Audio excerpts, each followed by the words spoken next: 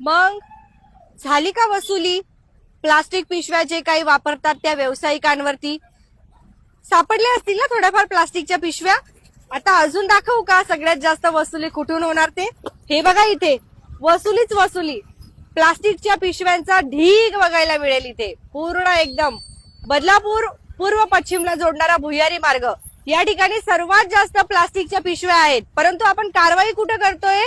ज्या ठिकाणी व्यावसायिकांनी प्लास्टिकची पिशवी वापरतोय तिथे. कारण का? कारण ते वसुलीचं केंद्र बनलंय. कारण ते आपल्याला पैसे मिळतायत तिथून, म्हणून तिथे वसुली केली जाते. पण आपण कधी हा विचार केलाय का की ते व्यावसायिक सुद्धा आपल्यातलेच आहेत ना? त्यांना काही हौस नाही आलीये की ते प्लास्टिकच्या पन्न्या वापरतील. मग एक काम करू शकतो आपण, त्यासाठी आपण त्यांना कापडी पिशव्या तरी भेट म्हणून दिल्या पाहिजे. म्हणजे जे काही दूध वगैरे असेल ते कापडी पिशवीत असं टाकलं, असं गेलं.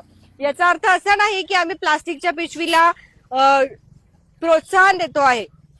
विनंती फक्त एवढीच आहे की ज्या ठिकाणी कारवाई करायला पाहिजे सर्वप्रथम तिथे कारवाई करा. या इथे प्लास्टिकच्या पिशव्यांचा एवढा मोठा काही भरमसाठ आपल्याला पूर्ण ब्लॉक झालेला आहे हा जो काही नदी नाला आहे तो. परंतु तरी सुद्धा याच्याकडे कोणीच लक्ष देत नाही.